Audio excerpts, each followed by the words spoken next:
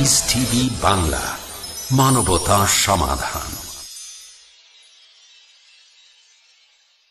Oh, you who believe, give charity for the pleasure of Allah,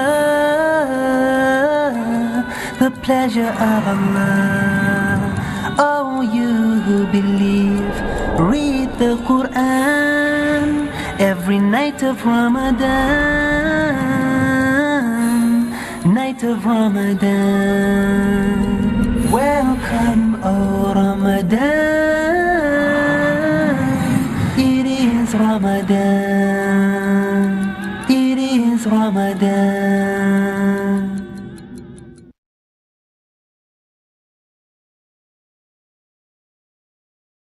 প্রিয় মুসলিম এবং অমুসলিম ভাই ও বোনেরা, আসসালামু আলাইকুম ওয়া রাহমাতুল্লাহি ওয়া বারাকাতুহু। আমাদের সৃষ্টিকর্তা মহান আল্লাহ তাআলার দয়া, শান্তি ও রহমত আপনাদের সবার উপরে বর্ষিত হোক। আমাদের এই অনুষ্ঠানে স্বাগতম। Ramzan a date with doctor Zakir. আমি আপনাদের হোস্ট ইউসুফ চেম্বার্স। আর আজকে আমাদের অনুষ্ঠানে আলোচনার টপিক হচ্ছে রমজান, দোয়া বা প্রার্থনা করার মাস। ডক্টর জাকির, আসসালামু আলাইকুম ওয়া রাহমাতুল্লাহি ওয়া বারাকাতুহু। ওয়ালাইকুম আসসালাম ওয়া রাহমাতুল্লাহি ওয়া বারাকাতুহু। তো ডক্টর জাকির, গত পর্বে আমাদের আলোচনার টপিক ছিল অনুশোচনা বা তওবা করার মাস রমজান। আর এই টপিকটা আসলেই অনেক বড়, সেই জন্য আমরা দর্শকদের পাঠানো সবগুলো প্রশ্নের উত্তর দিতে পারিনি। আজকে আমরা ইন্টারভিউতে সময় কমিয়ে দিয়ে দর্শকদের পাঠানো প্রশ্নের উত্তর বেশি গুরুত্ব দেব ইনশাআল্লাহ। এটার টপিক হবে তওবা এবং দোয়া করার ব্যাপারে। এই দুইটার মধ্যে পার্থক্যটা সামান্য হলেও সেটাই আসলে অনেক বেশি। ডক্টর জাকির, আপনাকে আমি প্রথম প্রশ্নটা করছি যে এই পবিত্র রমজান মানুষগুলো কেন প্রায় সময় দোয়া বা প্রার্থনা করার মাস বলে থাকে? আলহামদুলিল্লাহ, ওয়াসসালাতু ওয়াসসালাম আলা রাসূলিল্লাহ ওয়া আলা আলিহি ওয়া সাহবিহি আজমাইন, আম্মা বাদ। আউযু বিল্লাহি মিনাশ শাইতানির রাজীম। বিসমিল্লাহির রহমানির রহিম। রব্বি ইশরাহ লি সাদরি ওয়া ইয়াসসির লি আমরি ওয়াহলুল উকদাতাম মিন লিসানি ইয়াফকাহু কাওলি। এই প্রশ্নের উত্তর দেওয়ার আগে আমি আপনাদের বলি, এই দোয়া বা প্রার্থনা শব্দটার অর্থ কি। দোয়া বা প্রার্থনা মানে আমাদের স্রষ্টা সর্বশক্তিমান আল্লাহ সুবহানাহু ওয়া তাআলাকে আহ্বান করা, ভক্তির সাথে আন্তরিকতা ও ধর্মীয় ভাবগাম্ভীর্যে এবং পুরোপুরি আত্মসমর্পণের মাধ্যমে। আমাদের নবী মুহাম্মদ সাল্লাল্লাহু আলাইহি ওয়াসাল্লাম বলেছেন, এই সহিহ হাদিসটার উল্লেখ আছে তিরমিজিতে, হাদিস নাম্বার 2616। আমাদের নবী মুহাম্মদ সাল্লাল্লাহু আলাইহি ওয়াসাল্লাম বলেছেন যে ভালো কাজের প্রবেশ পথ তিনটা। প্রথমটা হচ্ছে রোজা, যেটা দোজখের আগুনের সামনে ঢাল স্বরূপ। দ্বিতীয় পথ হচ্ছে সাদকা, মানে পরোপকার। পরোপকার পাপকে নিভিয়ে দেয় যেভাবে পানি নেভায় আগুনকে। তৃতীয় পথ হচ্ছে শেষ রাতের দিকে, রাতের শেষ ভাগে নামাজ আদায় করা। তাহলে আমরা বুঝতে পারছি যে দোয়ার সাথে সম্পর্ক আছে নামাজ এবং রোজার। আর আল্লাহ তাআলা পবিত্র কোরআনে বলেছেন, সূরা বাকারা অধ্যায় নম্বর 2 আয়াত 186, আল্লাহ বলেছেন, আমার বান্দারা যখন আমার সম্পর্কে তোমাকে প্রশ্ন করে তাদের বলো যে আমি তাদের খুব কাছেই আছি, আর আমি সব আহ্বানকারীর আহ্বানে সাড়া দেই। এবং তাদের বলো, তারা যদি আমার আহ্বানে সাড়া দেয় স্বেচ্ছায় আর আমাকে বিশ্বাস করে, আমি তাদের সঠিক পথে নিয়ে আসব। তাহলে বুঝতেই পারছেন আল্লাহ সুবহানাহু ওয়া তাআলা সব সময়ই তার বান্দাদের খুব কাছাকাছি থাকেন। তিনি বলেছেন, যদি আমার বান্দা, আমার দাস, আল্লাহর বান্দা মানে আমাদের মানুষদের খুব কাছাকাছি আল্লাহ থাকেন। যদি তারা আমার ব্যাপারে জিজ্ঞেস করে তাদের বলো আমি তাদের খুব কাছেই আছি। এখানে আল্লাহ এবং বিশ্বাসীদের মধ্যে ঘনিষ্ঠতার কথা বলা হচ্ছে। আল্লাহ বলেছেন আমি তাদের আহ্বানে সাড়া দেব। এছাড়াও আল্লাহ কোরআনে বলেছেন, সূরা নিসা অধ্যায় নম্বর 4 আয়াত নম্বর 32, আল্লাহর কাছে তাঁর অনুগ্রহ প্রার্থনা করো। আমাদের প্রিয় নবী মুহাম্মদ সাল্লাল্লাহু আলাইহি ওয়াসাল্লাম বলেছেন, এটা আছে সহিহ বুখারীতে খণ্ড নম্বর 8 হাদিস নম্বর 6502। আমাদের নবী বলেছেন যে আল্লাহ বলেছেন, প্রার্থনা করো তাহলে আমি তোমাদের দেব, আশ্রয়ের জন্য প্রার্থনা করো তোমাদের আশ্রয় দেব। আর রমজান মাসকে প্রার্থনা বা দোয়া করার মাস বলা হয় এ ব্যাপারে আমাদের প্রিয় নবী বলেছেন, এই সহিহ হাদিসটার উল্লেখ করা হয়েছে বাইহাক্কিতে, হাদিস নাম্বার 6393। আমাদের প্রিয় নবী বলেছেন যে আল্লাহ সুবহানাহু ওয়া তাআলা 3 ধরনের মানুষের প্রার্থনা কখনো ফিরিয়ে দেন না। প্রথম, একজন বাবা যে প্রার্থনা করে সন্তানের জন্য, ছেলে বা মেয়ের জন্য। দ্বিতীয়, একজন রোজাদার মানুষ, বিশেষ করে যখন ইফতার করে। আর তৃতীয়, একজন ভ্রমণকারী।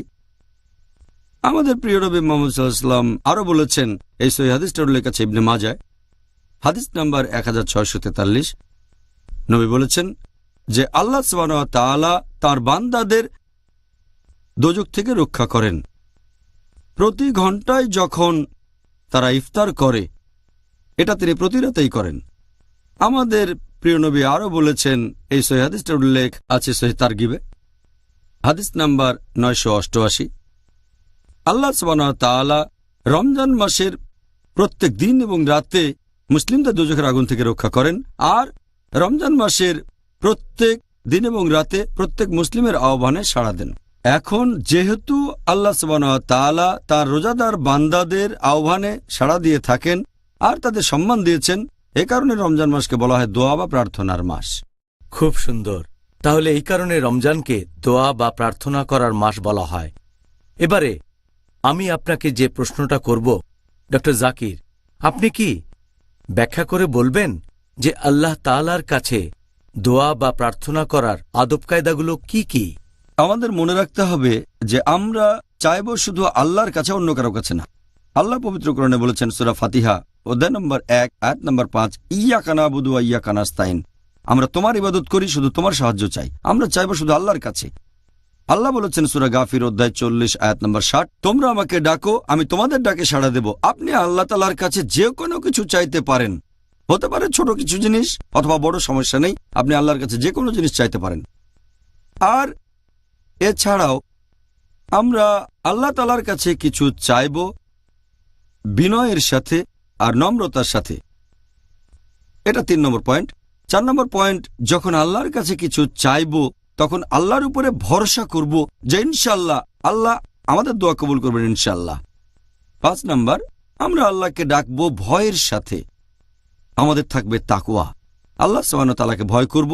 6 নম্বর, আমরা আল্লাহ তাআলার কাছে চাইব আকুল আকাঙ্ক্ষার সাথে যে ইনশাআল্লাহ আল্লাহ আমাদের আহ্বানে সাড়া দেবেন। এই 6টা পয়েন্ট বাদে আরও কিছু ব্যাপার আছে যেগুলো গুরুত্বপূর্ণ। যখন কেউ আহ্বান করলে ভালো।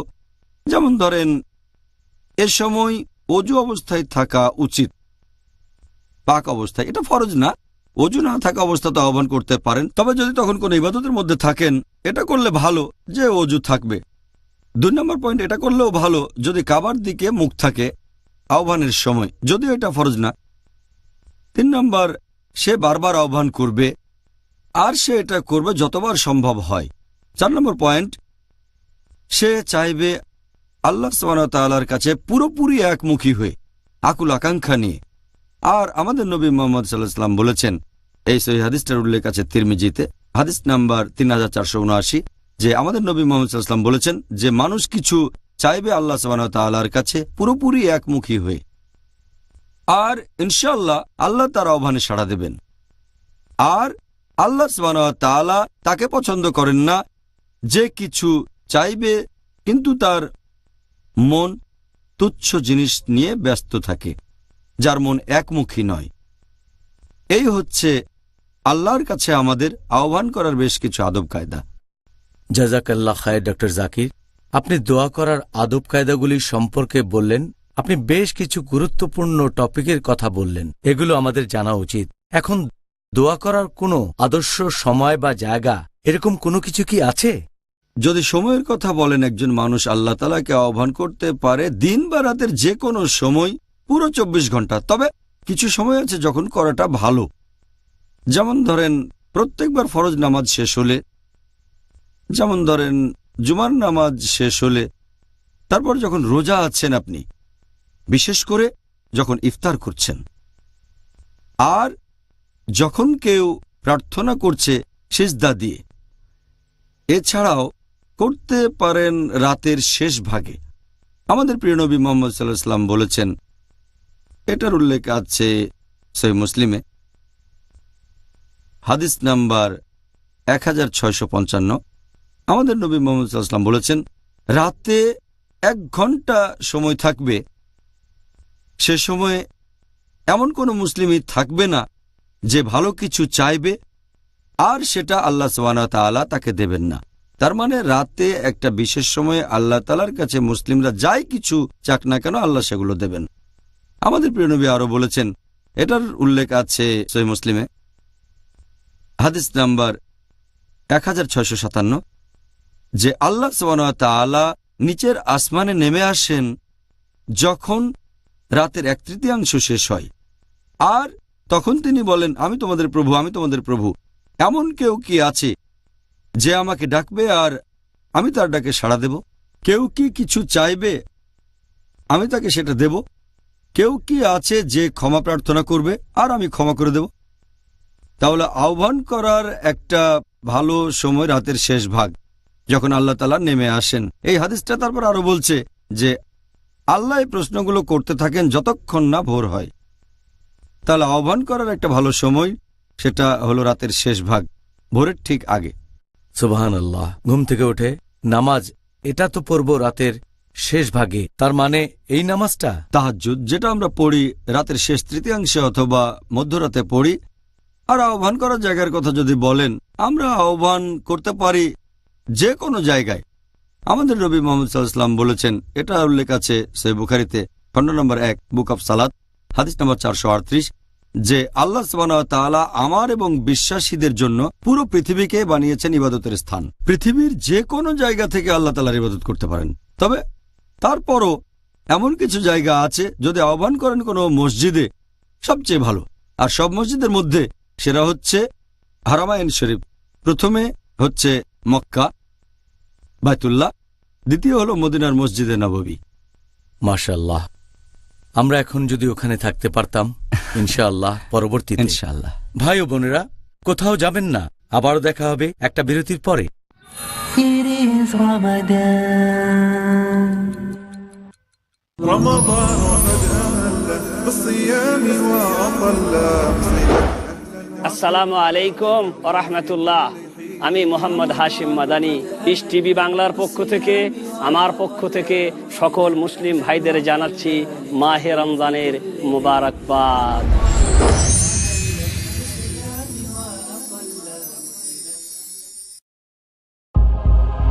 ইলম, বিদ্যে। কোরআনের বিদ্যা হচ্ছে মূল বিদ্যা। ইসলামের অপর নাম হলো জানা, আর এর বিরোধী নিয়ম নীতির নাম হলো জাহেলিয়াত, না জানা। নিশ্চয় শিক্ষিত মানুষই আল্লাহকে ভয় করে। যে বিদ্যা না হক হক বুঝে না, সত্য মিথ্যা বুঝে না, সেটা মূলত বিদ্যা না। যে বিদ্যা আল্লাহর সত্তাকে খুঁজে বের করতে পারে, যে বিদ্যা জাহান্নামকে ভয় করতে পারে, মূলত সেটাই বিদ্যা। আসুন জ্ঞান অর্জনের মাধ্যমে জান্নাতের কাছাকাছি যাই। দেখুন ফাজাইলে আমল, প্রতি রবিবার সন্ধ্যা 5:30 বাংলাদেশে ও সন্ধ্যা 5টায় ভারতে, পিস টিভি বাংলায়।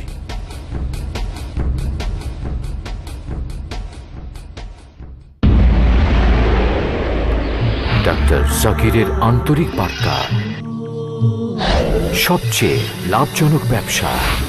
আপনি কি জানতে চান কোন ব্যবসা আপনাকে সর্বোচ্চ মুনাফা দিতে পারে? কোরআন এই মূল্যবান তথ্য বলে দিয়েছে। সূরা বাকারা, সূরা নম্বর 2, আয়াত নম্বর 261। যারা আল্লাহর রাস্তায় সম্পদ ব্যয় করে তাদের উদাহরণটা হচ্ছে শস্যদানার ন্যায়, যেটি বৃদ্ধি পায় 7 শীষে এবং প্রত্যেক শীষে আছে 100টি দানা। এবং আল্লাহ সুবহানাহু ওয়া তাআলা যাকে ইচ্ছা বৃদ্ধি করে দেন। যদি আপনি আল্লাহর রাস্তায় ব্যয় করেন, আপনি রিটার্ন পাবেন 700 গুণ বেশি।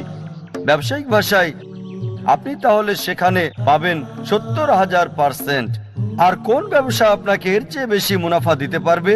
আজই বিনিয়োগ করুন আল্লাহ তাআলার রাস্তায়। পিস টিভি বাংলা, মানবতার সমাধান। It is Ramadan. প্রিয় মুসলিম এবং অমুসলিম ভাই ও বোনেরা, আসসালামু আলাইকুম। আবারও স্বাগতম আমাদের অনুষ্ঠানে রমজান এ ডেট উইথ ডক্টর জাকির। আমি আপনাদের হোস্ট ইউসুফ চেম্বার্স। আর আজকে আমরা দর্শকদের প্রশ্নের উত্তর দেব, যার টপিক রমজান, দোয়া বা প্রার্থনা করার মাস এবং অনুশোচনা বা তওবার মাস। তাহলে ডক্টর জাকির, আবারও আপনাকে স্বাগতম। এখন যে লোক প্রার্থনা করছে, তার পরিবেশ আর পরিস্থিতি, এটা কি কোনো প্রভাব ফেলে যে আল্লাহ তাআলা তার দোয়া কবুল করবেন কি বা করবেন না? কথা আমি আগেও বলেছি যে পরিবেশ আর পরিস্থিতি যাই হোক, আপনি আল্লাহ সুবহানাহু ওয়া তাআলার কাছে চাইতে পারেন, আল্লাহ সুবহানাহু ওয়া তাআলাকে আহ্বান করতে পারেন। তবে কিছু পরিবেশ পরিস্থিতি এগুলো থাকলে ভালো। যেমন ধরেন, যখন কেউ রোজা আছে, যখন কেউ ভ্রমণ করছে, অথবা ন্যায়বান শাসক যদি আহ্বান করে, বা ন্যায়নিষ্ঠ ইমাম, অথবা বাবা যদি তার সন্তানের জন্য দোয়া করে, অথবা যে হালাল উপায়ে রোজগার করে আর আহ্বান করে, অথবা যে লোক ইবাদতের সময় সিজদা করে থাকে।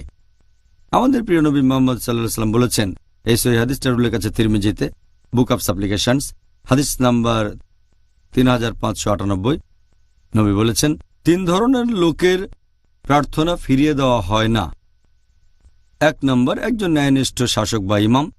2 নম্বর, যে লোক রোজা আছে, বিশেষ করে যখন ইফতার করে। 3 নম্বর, একজন অত্যাচারিত। একই রকম আরেকটা হাদিস বলেছি, আছে আল বাইহাকিতে, হাদিস নাম্বার 6393। আমাদের নবী বলেছেন, 3 লোকের প্রার্থনা ফিরিয়ে দেওয়া হয় না।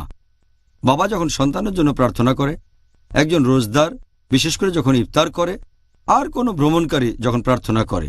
তাহলে নবী সাল্লাল্লাহু আলাইহি ওয়াসাল্লামের হাদিস অনুযায়ী এরকম পরিবেশ আর পরিস্থিতিতে যদি প্রার্থনা করেন, সেটাই সবচেয়ে ভালো। ধন্যবাদ ডক্টর জাকির। এবারে যে প্রশ্নটা করব সেটাও বেশ গুরুত্বপূর্ণ। এরকম কেন হয় যে মাঝে মধ্যে কিছু মানুষকে বলতে শুনি, ও আমার দোয়া কবুল করা হয়নি, তাই না? পুরো পৃথিবী জুড়ে অনেক মুসলিম ভাই বোনকে এরকম কথা বলতে শুনবেন। এখন মাঝে মধ্যে কিছু দোয়া বা প্রার্থনা কবুল করা হয় না কেন? এখানে বেশ কিছু শর্ত পালন করতে হবে। আর অনেক সময় দোয়া কবুল করা হয় না কারণ 1 নম্বর পয়েন্ট, হয়তো তার রোজগারটা হারাম, যেটা খাচ্ছে সেটা হারাম। হতে পারে যে উপায়ে সে টাকা উপার্জন করছে সে ব্যবসাটাই হারাম, হয়তো লেনদেন করে রিবা, তার মানে সুদ, অথবা সে এমন ব্যবসা করে যেখানে ঘুষ দিতে হয়, অথবা সে এমন কোনো ব্যবসা করে যেখানে মিথ্যে বলা, প্রতারণা খুব স্বাভাবিক। এসব কাজ আসলে হারাম, তার মানে নিষিদ্ধ। এটা অন্যতম একটা প্রধান কারণ যে জন্য দোয়া কবুল করা হয় না। 2 নম্বর, হয়তো সে অন্য কাউকে অত্যাচার করছে, অন্য কারো উপরে হয়তো জুলুম করছে। 3 নম্বর, হয়তো সে ভালো কাজের নির্দেশ দেয় না আর খারাপ কাজে নিষেধ করে না, যেটা করা ইসলাম ধর্মে ফরজ। এছাড়াও কারো দোয়া কবুল হতে গেলে আরও কিছু শর্ত পূরণ করতে হবে। এই কারণে বেশিরভাগ দোয়া কবুল হয় না। একটা হচ্ছে যে আমরা এরকম বলবো না যে, হে আল্লাহ তুমি চাইলে আমাকে ক্ষমা করো, হে আল্লাহ তুমি চাইলে আমাকে রহমত করো, অথবা হে আল্লাহ যদি চাও আমাকে লালন পালন করো। কারণ আমাদের নবী মুহাম্মদ সাল্লাল্লাহু আলাইহি ওয়াসাল্লাম বলেছেন, এটা আছে সহিহ বুখারীতে, খণ্ড নম্বর 9, বুক অব তাওহীদ, হাদিস নাম্বার 7477। আমাদের নবী বলেছেন, তোমরা দোয়ার সময় এভাবে বলো না যে, হে আল্লাহ তুমি আমাকে চাইলে ক্ষমা করো, হে আল্লাহ তুমি চাইলে আমাকে দয়া করো, হে আল্লাহ তুমি চাইলে আমাকে উদারতা দেখিও। কারণ আল্লাহ সুবহানাহু ওয়া তাআলা যা চান তাই করেন, তাকে আদেশ করতে পারবেন না। এভাবে দোয়া করাটা পুরোপুরি ভুল। এই ভুলটা অনেক মানুষই করে থাকে, সে কারণে তাদের দোয়া কবুল হয় না। এছাড়াও অনেক সময় মানুষজন তারা কি করে, আল্লাহ তাআলাকে অনেক নাম দেয়, যেটা আল্লাহ পবিত্র কোরআনে বলেননি অথবা নবীও কোনো হাদিসে বলেননি। তাই আল্লাহ সুবহানাহু ওয়া তাআলাকে এমন কোনো নামে ডাকা যেটা আল্লাহ অথবা রাসূল বলেননি, এভাবে দোয়া করা সম্পূর্ণ ভুল। এরপরে অনেক লোক যখন দোয়া করে, তারা অনেকের জন্যই তখন দোয়া করতে থাকে। যেমন ধরেন, তারা বলল, ক্ষমা করে দেন আমার বাবাকে, আমার দাদাকে, তারপর দাদার বাবাকে, আমার মাকে, আমার নানিকে, তারপর নানির মাকে, আমার চাচাকে, চাচিকে, এভাবে বিশাল একটা তালিকা বানিয়ে ফেলে। এর বদলে সংক্ষেপে দোয়া করবেন, বলবেন যে, ক্ষমা করেন আমার পরিবারকে, আমার আত্মীয় স্বজনদের অথবা মুসলিম ভাই বোনদের, এটুকুই যথেষ্ট। এছাড়া মানুষজন আরও কিছু একটা ভুল করে যে তারা দোয়া করে শব্দ করে, উচ্চস্বরে প্রার্থনা করে। আল্লাহ বলেছেন পবিত্র কোরআনে সূরা আরাফ অধ্যায় নম্বর 7 আয়াত নম্বর 55 যে তোমাদের প্রতিপালককে ডাকো বিনীতভাবে এবং গোপনে। আল্লাহ পরের আয়াতে বলেছেন সূরা আরাফ অধ্যায় 7 আয়াত 56 তোমরা আল্লাহকে ডাকবে ভয় এবং আশার সাথে। মানুষজন সাধারণত দোয়া করার সময় এই ভুলগুলো করে থাকে। আর এছাড়াও অনেক সময় আমরা যখন আল্লাহ তাআলার কাছে কিছু চাই, হয়তো সব মেনে চললাম, কিন্তু তারপরও আল্লাহ দোয়া কবুল করলেন না। আল্লাহ পবিত্র কোরআনে বলেছেন সূরা বাকারা অধ্যায় নম্বর 2 আয়াত নম্বর 216 যেটা অপছন্দ করো সেটা হয়তো তোমাদের জন্য ভালো, আর যেটা পছন্দ করো সেটা হয়তো তোমাদের জন্য ভালো না। আল্লাহ জানেন, তোমরা জানো না। এখন একজন মুসলিম হয়তো আল্লাহ তাআলার কাছে দোয়া করতে পারে, হে আল্লাহ আপনি আমাকে দেন একটা মোটরসাইকেল বা BMW 1000 সিসির BMW গাড়ি দেন। আর আল্লাহ দোয়া কবুল করলেন না, কারণ আল্লাহ জানেন যদি তাকে BMW দেওয়া হয় হয়তো জোরে চালাবে, তারপর তার অ্যাক্সিডেন্ট করে পা ভেঙে ফেলবে। এখানে আল্লাহ তাআলা আসলে দোয়া কবুল না করে তার ডাকে সাড়া দিয়েছেন। আল্লাহ সুবহানাহু ওয়া তাআলা তিনি তো সবকিছুই জানেন, ভবিষ্যতে জানেন। যেটা পছন্দ করেন সেটা হয়তো আপনার জন্য ভালো না। আল্লাহ জানেন, কিন্তু আপনি জানেন না। জাযাকাল্লাহ খায়ের। তাহলে এর পরের প্রশ্নটাও খুবই প্রাসঙ্গিক যে আপনি কি দর্শকদের কিছু বিশুদ্ধ দোয়ার কথা বলবেন যেটা তাদের জন্য উপকারী, যে দোয়াগুলো তারা এই সময় করতে পারে? এরকম কয়েকশো দোয়া আছে যেগুলো বিশুদ্ধ। আপনি যদি এই বইটা পড়েন, ফর্টিফিকেশন অফ এ মুসলিম, এখানকার দোয়াগুলো আছে পবিত্র কোরআন এবং সহিহ হাদিসে। এই বইটাতে এরকম 100টারও বেশি দোয়া আছে, সব মিলিয়ে সম্ভবত 129টা। আর আমি এখানে কয়েকটা বলছি যেগুলো পবিত্র কোরআন এবং সহিহ হাদিসে উল্লেখ করা হয়েছে। সবচেয়ে কমন দোয়া যেটা পবিত্র কোরআনে আছে সূরা বাকারা অধ্যায় নম্বর 2 আয়াত নম্বর 201 যে রব্বানা আতিনা ফিদ দুনিয়া হাসনাতাও ওয়া ফিল আখিরাতি হাসনাতাও ওয়া কিনা আযাবান নার। হে প্রতিপালক আমাদের কল্যাণ দাও এই দুনিয়াতে এবং আখিরাতে, আর আমাদের দোজখের আগুন থেকে রক্ষা করো। এটা সবচেয়ে কমন দোয়া যেটা সবাই পড়ে থাকে আর সবচেয়ে ভালো। এছাড়াও পবিত্র কোরআনে আরও কিছু দোয়া আছে, আর কোরআনের দোয়াই সবচেয়ে সেরা, কারণ এগুলো হচ্ছে আল্লাহ তাআলা নিজের বাণী। আল্লাহ বলেছেন সূরা আলে ইমরান অধ্যায় 3 আয়াত 8 রব্বানা লা তুযিগ কুলুবানা বা'দ ইয হাদাইতানা ওয়া হাব লানা মিন লাদুনকা রাহমা ইন্নাকা আনতাল ওয়াহাব। যার মানে হে প্রতিপালক সরল পথ প্রদর্শনের পর আমাদের অন্তরকে সন্দেহপ্রবণ করো না, তোমার নিকট হতে আমাদেরকে করুণা দাও, নিশ্চয়ই তুমি হলে সবচেয়ে মহান দাতা। এছাড়া লেকচার শুরুর আগে আমি সব সময় একটা দোয়া পড়ি, সেখানে আমি আল্লাহর কাছে সাহায্য চাই। আপনারাও করতে পারেন যখন কোথাও লেকচার দেবেন অথবা এমন কিছু করছেন যে কাজটা খুবই কঠিন। এই দোয়া করেছিলেন মুসা আলাইহিস সালাম যখন আল্লাহ তাআলা মুসা আলাইহিস সালামকে বললেন যে এই বাণী ফেরাউনের কাছে পৌঁছে দাও। তাহলে পবিত্র কোরআনে সূরা তাহা অধ্যায় নম্বর 20 আয়াত 25 থেকে 28 রব্বি ইশরাহ লি সাদরি ওয়া ইয়াসসির লি আমরি ওয়াহলুল উকদাতাম মিন লিসানি ইয়াফকাহু কাওলি। যার মানে হে প্রতিপালক আমার বক্ষ প্রশস্ত করে দাও এবং আমার কাজকে সহজ করে দাও, আমার জিহ্বার জড়তা দূর করে দাও যাতে তারা আমার কথা বুঝতে পারে। আমরা জানি যে মুসা আলাইহিস সালাম ছিলেন তোতলা, আর আপনারা অনেকে হয়তো জানেন যে আমিও ছোটবেলায় তোতলা ছিলাম, এখনো মাঝে মধ্যে তোতলায় আমি। সেজন্য আমি এই দোয়া পড়ি প্রত্যেক লেকচার শুরুর আগে। মুসা আলাইহিস সালাম আল্লাহর কাছে দোয়া করেছিলেন তার জিহ্বার জড়তা দূর করে দেওয়ার জন্য, যাতে উনার কথা তারা বুঝতে পারে। অনেক সময় দেখা যায় বক্তা এবং শ্রোতার মধ্যে একটা প্রতিবন্ধকতা তৈরি হয়েছে, তাই আমরা আল্লাহর কাছে দোয়া করব এই বাধা যেন দূর হয়ে যায়। তাই প্রত্যেক লেকচারের আগে আমি দোয়া করি যে দর্শক এবং আমার মাঝখানে কোনো বাধা থাকলে যেন দূর হয়ে যায়। এই হচ্ছে কোরআনের কয়েকটা দোয়া। এছাড়াও সহিহ হাদিসেও বেশ কিছু দোয়ার উল্লেখ আছে। একটা সহিহ হাদিস আছে তিরমিজিতে, এছাড়াও আছে সহিহ ইবনে হিব্বানে। আমাদের নবী বলেছেন যদি কেউ বলে সুবহানাল্লাহি ওয়া বিহামদিহি, যার মানে সকল গৌরব এবং সমস্ত প্রশংসা আল্লাহর, তখন আল্লাহ বেহেশতে সেই লোকের জন্য একটা খেজুর গাছ রোপণ করবেন। আরেকটা হাদিস উল্লেখ করা হয়েছে সহিহ মুসলিমে, বুক অব জিকির, হাদিস নাম্বার 6509। আমাদের প্রিয় নবী মুহাম্মদ সাল্লাল্লাহু আলাইহি ওয়াসাল্লাম বলেছেন যে কেউ যদি বলে সুবহানাল্লাহি ওয়া বিহামদিহি, সকল গৌরব এবং প্রশংসা আল্লাহর, এটা যদি 100 বার বলে তাহলে রোজ কিয়ামতের দিনে এর চেয়ে ভালো আর কিছুই থাকবে না। এটাই সবচেয়ে ভালো, যদি না কেউ একই রকম দোয়া অথবা এর চেয়ে ভালো কোনো দোয়া করে। এরকম আরেকটা হাদিস আছে সহিহ বুখারীতে, খণ্ড নম্বর 8, হাদিস নাম্বার 6405। আমাদের প্রিয় নবী মুহাম্মদ সাল্লাল্লাহু আলাইহি ওয়াসাল্লাম বলেছেন, যদি কেউ এটা বলে সুবহানাল্লাহি ওয়া বিহামদিহি, সকল গৌরব এবং প্রশংসা আল্লাহর, এভাবে 100 বার বলেন, তার পাপ ক্ষমা করা হবে, এমনকি যদি তার পাপ সমুদ্রের ফেনার সমানও হয়। এছাড়াও আরো হাদিস আছে, আরেকটা হাদিস আছে সহিহ মুসলিমে, হাদিস নাম্বার 749, যখন তোমরা মুয়াজ্জিনের আযান শুনবে, তারপর নামাজের সময় যখন বলবে যে আমি সাক্ষ্য দিচ্ছি অন্য কোনো উপাস্য নেই আল্লাহ সুবহানাহু ওয়া তাআলা ব্যতীত, তার কোনো শরীক নেই, আর নবী মুহাম্মদ সাল্লাল্লাহু আলাইহি সাল্লাম আল্লাহ সুবহানাহু ওয়া তাআলার বান্দা এবং রাসূল।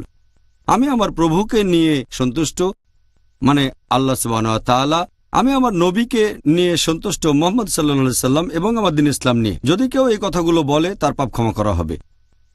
এছাড়া আরো হাদিস আছে, যেমন ধরেন 5 ওয়াক্ত ফরজ নামাজের পরে আমরা বলি সুবহানাল্লাহ অথবা আলহামদুলিল্লাহ বা আল্লাহু আকবার, যদি 100 বার বলেন তাহলে পাপ ক্ষমা করা হবে। আরেকটা হাদিস আছে, সাধারণত ফরজ নামাজ শেষ হওয়ার পরে আমরা বলি আল্লাহুম্মা আনতাস সালাম ওয়া মিনকাস সালাম তাবারাকতা যাল জালালি ওয়াল ইকরাম।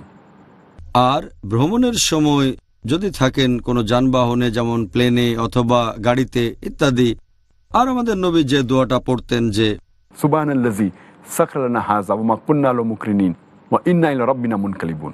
তাহলে এই হলো কয়েকটা দোয়া যেগুলো পবিত্র কোরআন এবং সহিহ হাদিসে উল্লেখ করা হয়েছে। জাযাকাল্লাহ খায়ের ডক্টর জাকির। আগে বলেছিলাম এবারের ইন্টারভিউটা একটু ছোট হবে, যাতে করে বেশি করে দর্শকদের প্রশ্নের উত্তর দিতে পারি, যদি আপনার আপত্তি না থাকে। অবশ্যই না।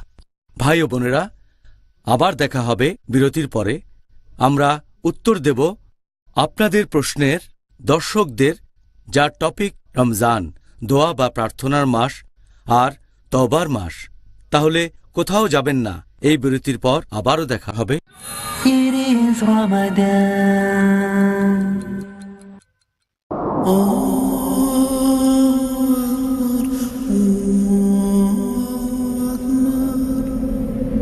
পৃথিবীতে এই অর্থের সঠিক ব্যবহার করা হলে পরকালে এর পরিপূর্ণ প্রতিদান পাওয়া যাবে। ইয়া আইয়ুহাল্লাযীনা আমানু আনফিকু মিম্মা রাযাকনাকুম মিন ক্বাবলি আন ইয়াতিয়া ইয়াওমুন লা বাইউন ফীহি ওয়ালা খুল্লাতুন ওয়ালা শাফাআহ। পবিত্র কোরআন অনুযায়ী সম্পদের সর্বোত্তম ব্যবহারের একটা উপায় হলো আল্লাহ সুবহানাহু ওয়া তাআলার পথে ব্যয় করা, তার দেওয়া ইসলামের সঠিক বাণী ছড়িয়ে দেওয়ার মাধ্যমে। পিস টিভি হলো একটা অলাভজনক ইসলামিক স্যাটেলাইট টেলিভিশন চ্যানেল, যার মূল লক্ষ্য ও উদ্দেশ্য হলো ইসলামের বাণী ছড়িয়ে দেওয়া, ইসলামের সঠিক উপস্থাপনা করা, বিনিয়োগের অত্যন্ত উত্তম ক্ষেত্র আর সম্পদকে পবিত্র করার একটা সোনালী সুযোগ, যা সন্তুষ্ট করবে আল্লাহ সুবহানাহু ওয়া তাআলা। পিস টিভির সাথে থাকুন। আপনার জাকাত ও দানের অর্থ পাঠাতে পারেন IRFI Al Ryan Bank 47 Calthorpe Road, Birmingham, UK. Postcode B151TH. Pound account number 01132301. IBAN GB49 ARAY 30008301 132301. Sort code 300083. Swift BIC code ARAY GB22. টাকা পাঠিয়ে আমাদের ইমেল করুন support@peacetv.tv। পিস টিভি, মানবতার সমাধান। যিনি করেন শুধু আল্লাহর উপাসনা, জান্নাতের সবথেকে বড় নিয়ামত হচ্ছে আল্লাহ রাব্বুল আলামিনের দর্শন লাভ, কোরআনের আদেশের উপরে আমল, সুন্নাতের অনুসরণ। কোরআন হাদিসের মাধ্যমে আল্লাহ বলছে ওয়াসারিউ, তাড়াতাড়ি করো। শেখ হাসিম মাদানী। জান্নাতে কি থাকবে আমাদের জন্য? আমরা যা চাইবো তাই সেখানে পাবো। তিনি নিশ্চয় হবেন সফল। জান্নাত তৈরি করা হয়েছে উইদ্দাত লিল মুত্তাকিন, মুত্তাকিদের জন্য। কেন চলতে হবে আল্লাহর ভয় নিয়ে সব সময়? দেখুন জান্নাত যাবার পুঁজি, প্রতি রবিবার রাত 10:30 বাংলাদেশে ও রাত 10টায় ভারতে, পিস টিভি বাংলায়।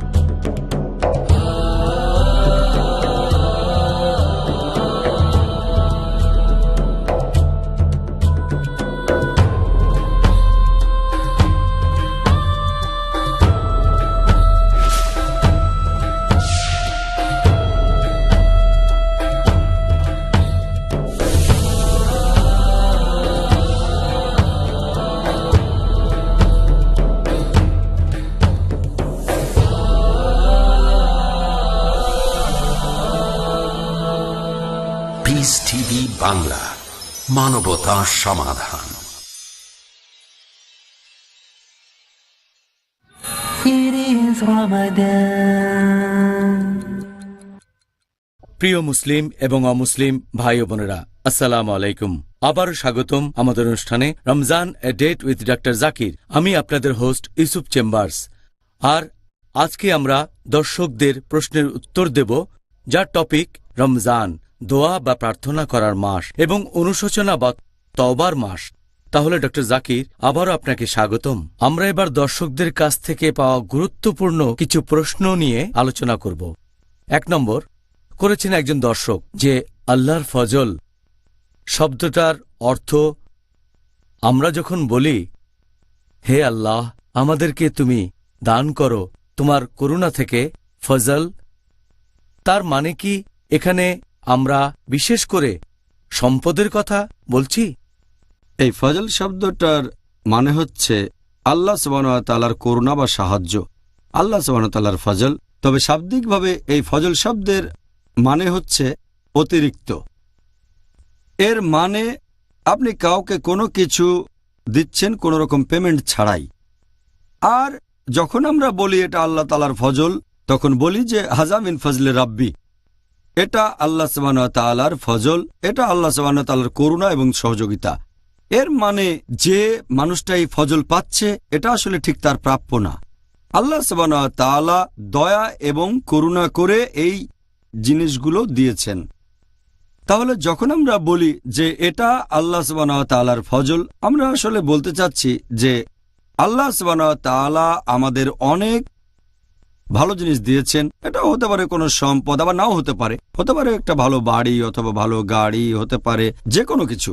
আল্লাহ দিয়েছেন দয়া এবং করুণা করে, আর আমরা এগুলো পাওয়ার যোগ্যই নই, শুধুমাত্র আল্লাহর দয়ার কারণে এগুলো পাচ্ছি। তাহলে আমরা এখানে বেশ ভালোভাবেই বুঝতে পারছি যে এই জিনিসগুলো আমাদের প্রাপ্য না। আল্লাহ সুবহানাহু ওয়া তাআলা আমাদের দয়া আর করুণা করেন, যেহেতু তিনি তার বান্দাদের, তার ভৃত্যদের ভালোবাসেন, সেজন্য এগুলো দিচ্ছেন। আল্লাহ পবিত্র কোরআনে বলেছেন সূরা নাহল অধ্যায় নম্বর 16 আয়াত নম্বর 61, যদি আল্লাহ সুবহানাহু ওয়া তাআলা মানুষকে তাদের সীমা লঙ্ঘনের জন্য কোনো শাস্তি দিতেন, তাহলে পৃথিবীতে জীবজন্তুই আর বেঁচে থাকত না। এই সব কিছু পাচ্ছি আমরা আল্লাহ তাআলার ফজলের কারণে। এটা আল্লাহর দয়া, আল্লাহ তাআলার অশেষ রহমত। দ্বিতীয় প্রশ্ন এটাও করেছেন আমাদের একজন দর্শক, ডক্টর জাকির, আপনি কি আমাদেরকে এই শব্দটার অর্থ বলবেন? লামাম, এখানে এটার অনুবাদ করা হয়েছে ছোটখাটো পাপ। এটা আছে পবিত্র কোরআনের সূরা নাজামে। পবিত্র কোরআনে একটা আয়াত আছে সূরা নাজম অধ্যায় নম্বর 53 আয়াত 31 ও 32। এখানে আল্লাহ তাআলা বলেছেন যে পৃথিবী এবং আকাশে যা কিছু আছে সব আল্লাহরই। আল্লাহ পৃথিবী এবং আকাশমণ্ডলীর সবকিছু সৃষ্টি করেছেন। যারা মন্দ কাজ করে তাদের তিনি দেন মন্দ ফল, এবং যারা সৎ কাজ করবে তাদেরকে তিনি দেন উত্তম পুরস্কার। আর আল্লাহ সুবহানাহু ওয়া তাআলার কোনো বান্দা যদি বিরত থাকে গুরুতর পাপ থেকে আর অশ্লীল কাজ থেকে, শুধুমাত্র লামাম বাদে, তার মানে ছোটখাটো অপরাধ, আল্লাহ তাআলা তাকে ক্ষমা করে দেবেন। এখন এই ব্যাপারটা নিয়ে বিশেষজ্ঞদের ভেতরে কিছু মতভেদ আছে যে এই আরবি শব্দ লামামের অর্থটা আসলে কি। যদি আপনি পড়েন আত-তাবরী খণ্ড নম্বর 2 পৃষ্ঠা নম্বর 527, বলা হয়েছে যে বেশিরভাগ সালাফগণের মতে তারা বলেন যে লামাম এর মানে যে কোনো পাপ মাত্র একবার করা, গুরুতর পাপও হতে পারে। এরকম মতামত অনেকেই দিয়েছেন, আবু হুরায়রা রাদিয়াল্লাহু আনহু, মুজাহিদ রাদিয়াল্লাহু আনহু, এরকম আরো অনেকে। তবে যদি পড়েন কুরতুবী খণ্ড 17 পৃষ্ঠা নম্বর 71, এখানে বলা হয়েছে যে সহিহ ইবনে মুসাইব অনুযায়ী তিনি বলেছেন যে লামাম এর মানে আপনার মাথায় কোনো চিন্তা আসলো আবার চলে গেল, মানে কোনো খারাপ চিন্তা আসলো আবার চলে গেল। এরপর আছেন আল হাসান ইবনে ফজল, তিনি বলেছেন যে লামাম মানে নিষিদ্ধ কোনো কিছু মাত্র একবার দেখা, অনিচ্ছাকৃতভাবে, হঠাৎ করে, কিন্তু যদি সেটা দ্বিতীয়বার দেখেন তাহলে পাপ হবে। আর আমাদের নবী বলেছেন প্রথমবার দেখার অনুমতি আছে, দ্বিতীয়বার নিষিদ্ধ। যদি প্রথমবার দেখেন অনিচ্ছাকৃতভাবে, তাহলে সেটা ছোটখাটো অপরাধ বা লামাম। তারপর যদি পড়েন তাবরি খণ্ড নম্বর 2, পৃষ্ঠা নম্বর 526 ও 527, কিছু কিছু বিশেষজ্ঞ বলেন যে লামাম মানে মুসলিমরা যেসব পাপ করেছে ইসলাম গ্রহণের আগে, সেই সময়ে, তার মানে সে জাহেলিয়ার যুগে, অজ্ঞতার যুগে, আল্লাহ সেসব পাপ ক্ষমা করবেন, এটাই লামাম। কারণ সেই সময়ে অমুসলিমরা তাদের উদ্দেশ্যে বলতো যারা মুসলিম হয়েছে যে এই কাজটা তো তোমরা গতকালও করেছো আর এখন পাপ বলছো। তখন একটা আয়াত নাজিল হলো, সূরা নাজম অধ্যায় 53 আয়াত 31 ও 32, বলা হয়েছে বিরত থাকো গুরুতর পাপ থেকে, অশ্লীল কাজ থেকে। এছাড়া যেগুলো লামাম মানে অতীতে করা পাপ আল্লাহ ক্ষমা করবেন।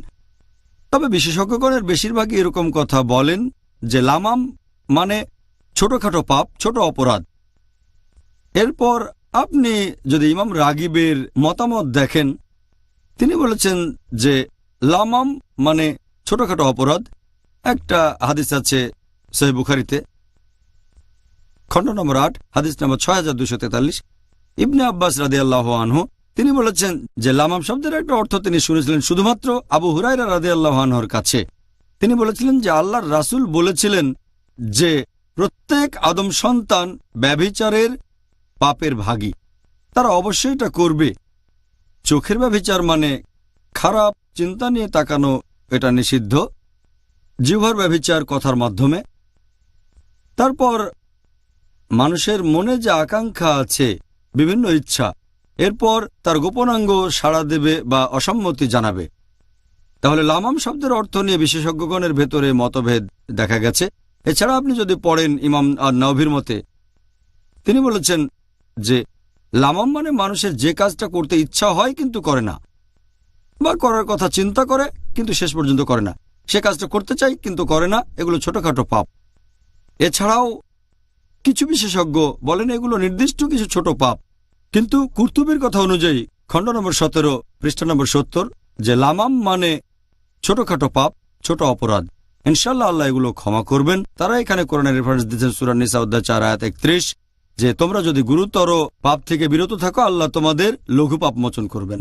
আপনি বেশ বিস্তারিতভাবেই প্রশ্নটার উত্তর দিলেন ডক্টর জাকির, জাযাকাল্লাহ খায়ের। আমি আশা করছি মুসলিম ভাই বোনেরা এই ব্যাপারটা ভালোভাবে বুঝতে পেরেছেন আর তারা তাদের নিজেদের জীবনে এটা প্রয়োগ করতে পারবেন ইনশাআল্লাহ। এবারে আমরা অন্য আরেকটা বিষয় নিয়ে প্রশ্ন করি, সেটা হলো তওবা করার মাস। এই প্রসঙ্গে দর্শকদের সব প্রশ্ন নিয়ে আলোচনা করতে পারিনি। 1 নম্বর প্রশ্ন, যে আল্লাহর কাছে দোয়া করার সময় তার সাথে দরাদরি করার অনুমতি কি আছে? প্রশ্নটার ব্যাপারে আমাদের আরও বলা হয়েছে, যেমন ধরেন আল্লাহর কাছে কিছু চাইলাম অথবা ক্ষমা চাইলাম, তার বদলে আমার থেকে কিছু একটা নিয়ে যাও, যেমন হতে পারে আমার স্বাস্থ্য। আল্লাহর কাছে দোয়া করার সময় মনে রাখতে হবে যে আল্লাহ সুবহানাহু ওয়া তাআলার দয়া, এটার কোনো সীমা নেই। তাঁর দয়া, তাঁর করুণা, এগুলোকে আমরা সীমাবদ্ধ করতে পারি না, আমরা দরাদরি করতে পারি না। আমরা আল্লাহ সুবহানাহু ওয়া তাআলাকে এভাবে বলতে পারি না যে তাড়াতাড়ি শাস্তি দাও, অথবা বললেন এই জিনিসটা নিয়ে ওই জিনিসটা দাও, দরাদরির মতো। আমাদের বুঝতে হবে যে আল্লাহ সুবহানাহু ওয়া তাআলা পরম দয়ালু, পরম করুণাময়। আল্লাহ পবিত্র কোরআনে বলেছেন সূরা গাফির অধ্যায় নম্বর 40 আয়াত নম্বর 60, তোমরা আমাকে ডাকো, আমি তোমাদের ডাকে সাড়া দেব। আল্লাহ আরো বলেছেন সূরা নিসা অধ্যায় 4 আয়াত নম্বর 147 যে তোমাদের শাস্তিতে আল্লাহর কি কাজ যদি তোমরা ঈমান আনো আর কৃতজ্ঞতা প্রকাশ করো। তার মানে দরাদরি করে কোনো লাভ নেই আল্লাহ সুবহানাহু ওয়া তাআলার সাথে। যেটা চান সেটার জন্য দোয়া করেন, লেনদেন করতে পারবেন না, কারণ তিনি পরম দয়ালু। এটা করলে ক্ষতি হবে আমাদেরই যদি এটা করি। আমার একটা হাদিস মনে পড়ে গেল সহিহ মুসলিমের খণ্ড নম্বর 4 বুক অব জিকির হাদিস নাম্বার 6501। একবার মুহাম্মদ সাল্লাল্লাহু আলাইহি সাল্লাম একজন মুসলিমের কাছে গেলেন যে অসুস্থ, তাকে দেখতে গেলেন। সেই লোক তখন খুবই দুর্বল, হাদিস বলছে মুরগির বাচ্চার মতো দুর্বল। নবী মুহাম্মদ সাল্লাল্লাহু আলাইহি সাল্লাম তাকে বললেন যে তুমি কি আল্লাহ সুবহানাহু ওয়া তাআলার কাছে কোনো কিছু চেয়েছিলে? লোকটা বলল, হ্যাঁ, আমি আল্লাহ তাআলার কাছে দোয়া করেছি যে আমাকে তাড়াতাড়ি করে শাস্তি দাও, যে শাস্তিটা পেতাম আখিরাতে সেটা এই দুনিয়াতে দিয়ে দাও। তখন আল্লাহর রাসূল বললেন যে আল্লাহ তাআলার দেয়া শাস্তি সহ্য করার ক্ষমতা তোমার নেই, তোমার আসলে বলা উচিত ছিল রব্বানা আতিনা ফিদ দুনিয়া হাসনাতাও ওয়া ফিল আখিরাতি হাসনাতাও ওয়া কিনা আযাবান নার। এই দোয়াটা আগেও বলেছি যে হে প্রতিপালক, আমাদের কল্যাণ দাও এই দুনিয়াতে আর আখিরাতে, আর আমাদের দোজখের আগুন থেকে রক্ষা করো। সূরা বাকারা অধ্যায় নম্বর 2 আয়াত নম্বর 201। তারপর নবী সাল্লাল্লাহু আলাইহি সাল্লাম তার জন্য দোয়া করলেন, এরপরে সে লোক সুস্থ হয়ে উঠল।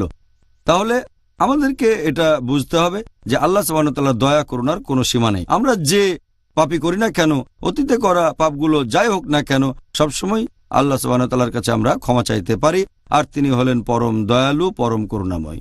ওহ, আল্লাহ তাআলার কাছে দোয়া করার সময় এই ব্যাপারটা খেয়াল রাখতে হবে। ভাই ও বোনেরা, আবার দেখা হবে বিরতির পরে। আমরা উত্তর দেব আপনাদের প্রশ্নের, দর্শকদের, যার টপিক রমজান, দোয়া বা প্রার্থনার মাস আর তওবার মাস। তাহলে কোথাও যাবেন না, এই বিরতির পর আবারও দেখা হবে। It is Ramadan. رمضان قد أهل بالصيام وأطل. আসসালামু আলাইকুম, আমি মোহাম্মদ বদরুদ্দোজা নদভী আমার পক্ষ থেকে এবং পিস টিভি বাংলার পক্ষ থেকে আপনাদেরকে জানাই রমজানুল মুবারকের আন্তরিক মুবারকবাদ। রমজান একটা অতি পবিত্র মাস। এই মাসে আল্লাহ পাক কোরআন নাজিল করেছেন। এই মাসের মধ্যে রয়েছে লাইলাতুল কদর, সিয়াম এবং কিয়াম। এই মাসে ইবাদতের গুরুত্বপূর্ণ বিষয়গুলির সন্নিবেশন আল্লাহ ঘটিয়ে দিয়েছেন। আল্লাহ রাসূল সাল্লাল্লাহু আলাইহি ওয়াসাল্লাম বলছেন যে এই উম্মাত ততদিন কল্যাণের উপর প্রতিষ্ঠিত থাকবে যতদিন তারা সূর্য অস্ত যাওয়ার সাথে সাথে ইফতার করবে। ইবাদতের জগতে সিয়ামের দৃষ্টান্ত কোনো ইবাদত নেই। রমজানের প্রবেশের সাথে সাথে সমস্ত জাহান্নামের দরজাগুলিকে বন্ধ করে দেওয়া হয় এবং এরপরে জান্নাতের দরজাগুলি খুলে দেওয়া হয়। আল্লাহর সন্তুষ্টির আশায় ইবাদতের নিয়তে খাওয়া, পান করা, জৈবিক চাহিদা পূর্ণ করা থেকে বিরত থাকার নাম হলো সাওম। জানুন মাহে রমজানের গুরুত্বপূর্ণ বিষয়গুলো। দেখুন তোহফায়ে রমজান প্রতিদিন সন্ধ্যা 6টায় ও পুনঃ সম্প্রচার সকাল 8টায় বাংলাদেশে পিস টিভি বাংলায়।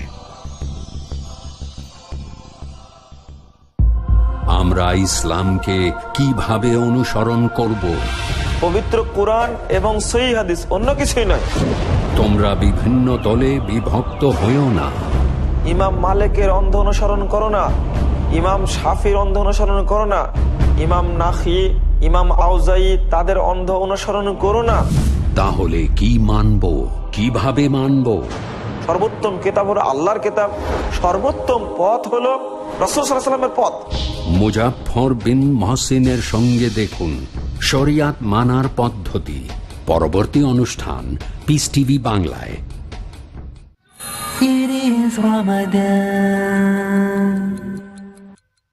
প্রিয় মুসলিম এবং অমুসলিম ভাই ও বোনেরা, আসসালামু আলাইকুম। আবারও স্বাগতম আমাদের অনুষ্ঠানে রমজান এ ডেট উইথ ডক্টর জাকির। আমি আপনাদের হোস্ট ইউসুফ চেম্বার্স।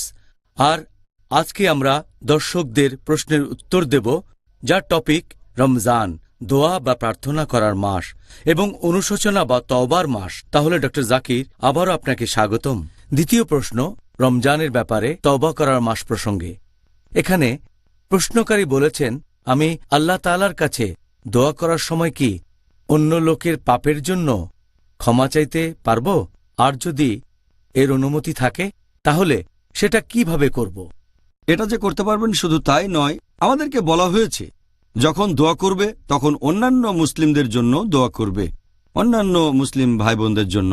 অনেক জায়গায় উল্লেখ করা হয়েছে, আর পবিত্র কোরআনে উল্লেখ করা হয়েছে সূরা মুহাম্মদ অধ্যায় নম্বর 47 আয়াত নম্বর 19 যে ক্ষমা প্রার্থনা করো তোমার জন্য এবং মুমিন নর ও নারীদের জন্য। তার মানে আপনি নিজের জন্য ক্ষমা চাইবেন, পাশাপাশি অন্যান্য মুসলিম নর নারীদের জন্য ক্ষমা চাইবেন। আর একটা দোয়া আছে নূহ আলাইহিস সালামের, নূহ নবী, সূরা নূহ অধ্যায় নম্বর 71 আয়াত নম্বর 28 বলা হয়েছে যে নূহ আলাইহিস সালাম আল্লাহর কাছে দোয়া করেছিলেন, ক্ষমা করো আমাকে, আমার পিতামাতাকে এবং যারা মুমিন হয়ে আমার ঘরে প্রবেশ করে। ক্ষমা করো আমাকে, বাবা মাকে এবং যারা মুমিন হয়ে আমার ঘরে প্রবেশ করে, আর মুমিন নরনারীকে। আমাদের নবী মুহাম্মদ সাল্লাল্লাহু আলাইহি ওয়াসাল্লাম বলেছেন, এই হাদিসটার উল্লেখ আছে তিরমিজিতে, হাদিস নম্বর 3385, যে আমাদের নবী মুহাম্মদ সাল্লাল্লাহু আলাইহি ওয়াসাল্লাম যখন অন্যান্যদের জন্য প্রার্থনা করতেন প্রথমে ক্ষমা চাইতেন নিজের জন্য, ক্ষমা করো আমাকে, তারপর তিনি বলতেন ক্ষমা করো মুসলিম ভাই বোনদের। তবে আমাদের সাবধান থাকতে হবে যে আমরা ক্ষমা চাইতে পারবো না কোনো মুশরিক বা অবিশ্বাসীর জন্য, কারণ আল্লাহ কোরআনে বলেছেন সূরা তাওবা অধ্যায় নম্বর 9 আয়াত নম্বর 113 যে এই কাজটা সঙ্গত নয় নবীর জন্য এবং মুমিন নরনারীদের জন্য যে তারা ক্ষমা চাইবে মুশরিকদের জন্য যারা আল্লাহর সাথে অন্য কাউকে শরীক করে, এমনকি যদি তারা তোমার আত্মীয় হয়, কারণ এটা নিশ্চিত যে তারা দোজখের আগুনে যাবে। তবে অন্য কিছু চাইতে পারেন, কোনো অবিশ্বাসীর সুস্বাস্থ্যের জন্য দোয়া করতে পারেন অথবা সম্পদ বৃদ্ধির জন্য দোয়া করতে পারেন, এমন হলে কোনো সমস্যা নেই। সবচেয়ে ভালো যে দোয়া আছে মুশরিকদের জন্য, অবিশ্বাসীর জন্য, সেটা হেদায়েত। আমাদের নবী মুহাম্মদ সাল্লাল্লাহু আলাইহি ওয়াসাল্লাম করেছিলেন। এই হাদিসটার উল্লেখ আছে তিরমিজিতে, হাদিস নম্বর 3681। আমাদের প্রিয় নবী বলেছেন, দুজন ওমরের মধ্য থেকে আল্লাহ যেন একজনকে হেদায়েত করেন, আর ওমর বিন খাত্তাব রাদিয়াল্লাহু আনহুকে আল্লাহ হেদায়েত করলেন, ওমর মুসলিম হলেন। তাহলে অবিশ্বাসীদের জন্য দোয়া করবেন যে হেদায়েত করো, এটাই তাদের জন্য সবচেয়ে ভালো দোয়া। সুবহানাল্লাহ, আল্লাহ তাআলা যেন আমার মাকে হেদায়েত করেন ইনশাআল্লাহ, আমিন। ডক্টর জাকির, পরের প্রশ্ন, কোনো লোককে যদি হাদ শাস্তি দেয়া না হয় তাহলে তার তওবা কি কবুল করা হবে? কথা আগেও বলেছি, আমাদেরকে বুঝতে হবে যে আল্লাহ সুবহানাহু ওয়া তাআলার মহত্ব, তাঁর দয়া এবং করুণার কোনো সীমা নেই। যদি আপনি কোনো অপরাধ করেন, যদি অন্য কারো সম্পত্তি কেড়ে নেন, তাহলে সেটা ফেরত দিতে হবে। কিছু চুরি করলেও সেটা ফেরত দিতে হবে, কারো কাছ থেকে কিছু নিলে ফেরত দিতে হবে।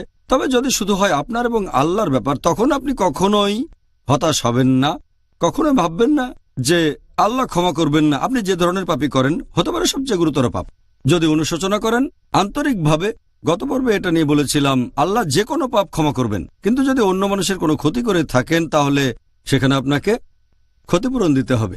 আল্লাহ পবিত্রকরণে বলেছেন সূরা ফুরকান অধ্যায় নম্বর 25 আয়াত নম্বর 68, এবং যারা আল্লাহ তাআলার সাথে অন্য কাউকে শরীক করে না, অথবা যথার্থ কারণ ছাড়া যারা কোনো মানুষকে হত্যা করে না, মেরে ফেলে না, অথবা যারা ব্যভিচার করে না, এবং যে এইগুলো করবে সে শাস্তি ভোগ করবে।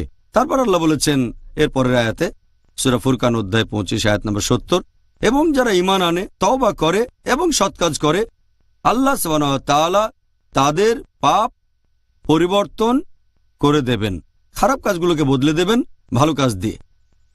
তাহলে এটা আল্লাহ তাআলার দয়া। এখন যদি এই হাদ শাস্তির কথা বলেন, যদি কোনো মানুষ নিজে থেকেই বুঝতে পারে যে সে পাপ করেছে, যেমন ধরেন হয়তো সে ব্যভিচার করেছে, সে আল্লাহর কাছে তওবা করবে আর ক্ষমা প্রার্থনা করবে, এটা হচ্ছে তার এবং আল্লাহ সুবহানাহু ওয়া তাআলার ব্যাপার। আর এটা আবশ্যিক না যে ব্যাপারটা অন্যদেরকে বলতেই হবে, কারণ যদি বলা হয় তাহলে হাদ শাস্তি সেখানে দেওয়া হবে। তবে আরও একটা হাদিসের উল্লেখ আছে, মুয়াত্তা খণ্ড নম্বর 2 বুক অব পানিশমেন্ট, হাদিস নম্বর 12। আমাদের নবী মুহাম্মদ সাল্লাল্লাহু আলাইহি ওয়াসাল্লাম বলেছেন, তোমরা পাপ করা বন্ধ করো, গুরুতর পাপ ইত্যাদি। যদি পাপ করো সেটা লুকিয়ে রাখবে আর আল্লাহ তাআলার কাছে ক্ষমা প্রার্থনা করবে, তওবা করবে। যদি সেটা প্রকাশ করো তাহলে হাদ শাস্তির ব্যবস্থা করতে হবে।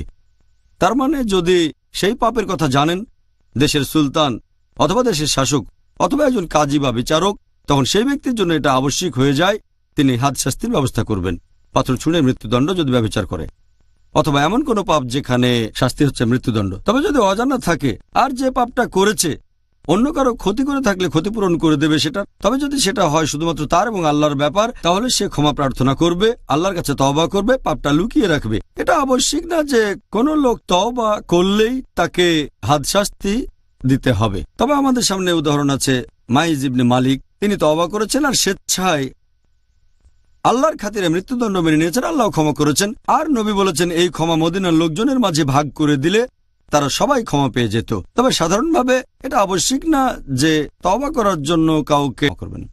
ইনশাআল্লাহ জাযাকাল্লাহ খায়ের। তাহলে দর্শকদের কাছ থেকে এবার পরের প্রশ্ন হচ্ছে, আমি জানতে চাচ্ছি যে অনুশোচনা বা তওবা করার আগে আমাদের জন্য ওযু করা এটা কি বাধ্যতামূলক? আর দ্বিতীয়ত, তওবা করার আগে গোসল করা কি আবশ্যিক যদি কেউ অপবিত্র থাকে? পবিত্র কোরআনের আয়াতের কথা যদি বলতে হয়, আমি কোরআনের এমন কোনো আয়াত জানি না অথবা আমাদের নবীর কোনো সহিহ হাদিস যেটা বলছে যে অজু করা বা গোসল করা এটা তওবা করার আগে হচ্ছে বাধ্যতামূলক। যদি তওবা করতে চান আল্লাহ তাআলার কাছে তওবা করেন। অজু করা আবশ্যিক না, এমনকি গোসলও আবশ্যিক না। তওবা করতে পারেন একেবারে সরাসরি, শুধুমাত্র যদি সে হয় অবিশ্বাসী, একজন মুশরিক বা কাফের, সে ইসলাম গ্রহণ করলে তখন তাকে গোসল করতে হবে। এটা মুহাম্মদ সাল্লাল্লাহু আলাইহি ওয়াসাল্লামের একটা হাদিস। নবী বলেছেন কায়েস বিন আসিম রাদিয়াল্লাহু আনহুকে, যখন তিনি ইসলাম গ্রহণ করলেন, যে গোসল করো, তার মানে পবিত্র হতে হবে। এটা বাদে তওবা করার সময় ওযু করা আবশ্যিক না, গোসল করাটাও আবশ্যিক না। এই সংক্ষিপ্ত উত্তরের জন্য ধন্যবাদ ডক্টর জাকির। এবারে আজকের শেষ প্রশ্ন, শয়তান। এই প্রশ্নটা শয়তান প্রসঙ্গে। শয়তান মাত্র একবার আল্লাহকে অমান্য করেছে, এজন্য সে অভিশপ্ত।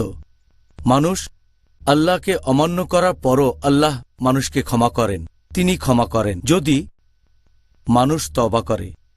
আজকে ইবলিস শয়তান তওবা করলে আল্লাহ কি তাকে ক্ষমা করবেন?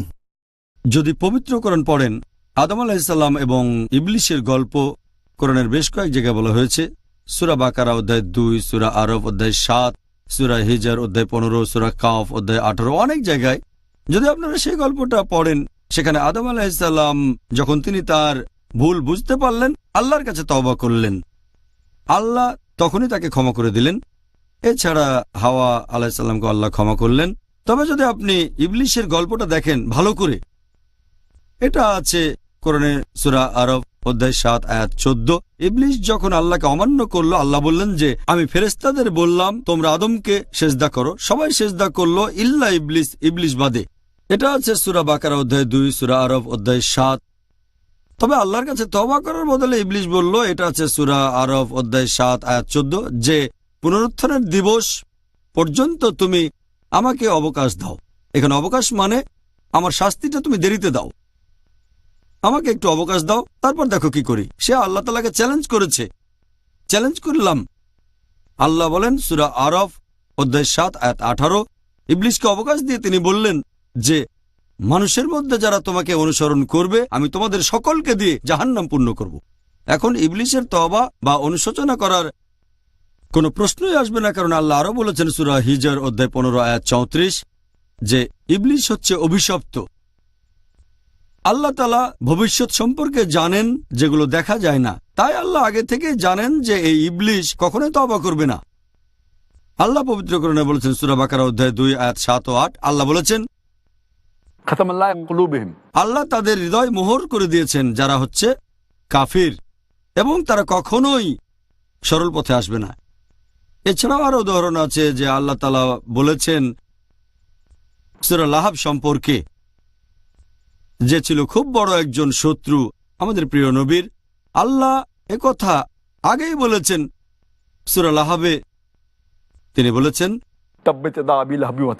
এই আবু লাহাব আমাদের নবীর খুব বড় একজন শত্রু ছিল, আর সে বলেছিল সে কখনোই ইসলাম গ্রহণ করবে না, সে দোজখের আগুনে পুড়বে। এটা আগেই বলা হয়েছে। সে কোরআনকে ভুল প্রমাণ করতে পারত যদি বলতো যে আমি মুসলিম, যদি শাহাদা দিত।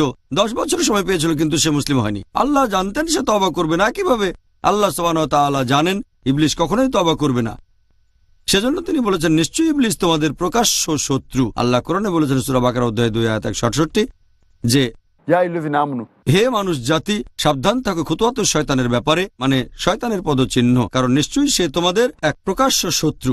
তাহলে কোরআনের এই আয়াতগুলো থেকে আমরা বুঝতে পারছি যে ইবলিস কখনো তওবা করবে না, আল্লাহ এটা জানেন, আর সেজন্যই বলেছেন যে ইবলিস হচ্ছে মানুষ জাতির প্রকাশ্য শত্রু আর সে অভিশপ্ত। তাই ইবলিস কখনোই তওবা করবে না, ক্ষমা প্রার্থনাও করবে না। তাহলে ডক্টর জাকির, আমরা আজকের অনুষ্ঠানের শেষ পর্যায়ে চলে এসেছি। আমরা দর্শকদের কথা দিয়েছিলাম আমরা আজকে 2টা টপিক নিয়ে আলোচনা করেছি, আর আমরা জেনেছি কিভাবে দোয়া করব। এই মাসে তওবা করব। আপনাকে অনেক ধন্যবাদ। তো ভাই ও বোনেরা, আল্লাহর কাছে দোয়া করছি তিনি যেন আলোকিত করেন আপনাদের অন্তরকে, আমার অন্তরকে, ডক্টর জাকির নায়েকের অন্তরকে আজকের এই মূল্যবান তথ্যগুলো দিয়ে। আর আল্লাহর কাছে দোয়া করছি তার নির্দেশ অনুযায়ী আমরা যেন সহজে পথ চলতে পারি এই রহমতের মাস পবিত্র রমজানে। আগামীকাল আপনাদের সাথে আবার দেখা হবে, আর সেদিন আমাদের আলোচনার টপিক কিয়ামুল লাইল। আশা করি সবাই ভালো থাকবেন। আসসালামু আলাইকুম ওয়া রাহমাতুল্লাহি ওয়া বারাকাতুহু। حافظين ذاكرين قانتين خاشعين قانتين خاشعين مسلمين مؤمنين للإله عابدين شهرنا صوم وعتق وقنوت فيه صدق يومنا صبر ورفق بدموع البائسين رمضان قد أهل بالصيام وأطل مسعدا أهلا وخلا ليته في كل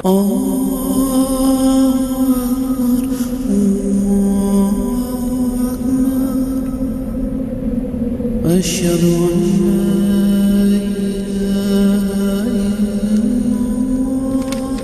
أن الذين آمنوا وعملوا الصالحات وأقاموا الصلاة وآتوا الزكاة لهم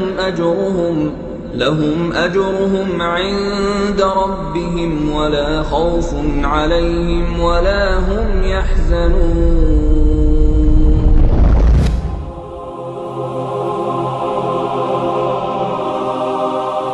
আসসালামু আলাইকুম। ওয়ালাইকুম সালাম। আসসালামু আলাইকুম। আমি আমাদের এই ধর্মের আসল সৌন্দর্য অন্যদের কাছে ছড়ানোর জন্য চেষ্টা করছি, কিন্তু দুর্ভাগ্যবশত আমি ইসলামের বাণী ছড়ানোর কোনো উপায় খুঁজে পাইনি। আমার কাছে এর সমাধান আছে। যেহেতু আমি কোনো আলিম নই, তাই আমি বেছে নিয়েছি পিস টিভিকে, একটি আন্তর্জাতিক খ্যাতি সম্পন্ন ইসলামিক টেলিভিশন চ্যানেল। একটা টেলিভিশন চ্যানেলকে কি জাকাত দেওয়া যাবে? হ্যাঁ সত্যি, যদি এটা হয় non profit Islamic television channel piece TV নয়, কেন নয়? পৃথিবীর বড় বড় আলেমগণের নিকট থেকে ফতোয়া এসেছে যা বলে যে জাকাত দেওয়া যাবে কোনো অলাভজনক ইসলামিক স্যাটেলাইট টেলিভিশন চ্যানেলকে, যার মূল লক্ষ্য হচ্ছে ইসলামের সঠিক বাণী ছড়িয়ে দেওয়া। পিস টিভির সাথে থাকুন। আপনার জাকাত ও দানের অর্থ পাঠাতে পারেন IRFI Al Ryan Bank 47 Calthorpe Road, Birmingham, UK. Postcode B151TH. Pound account number 01132301.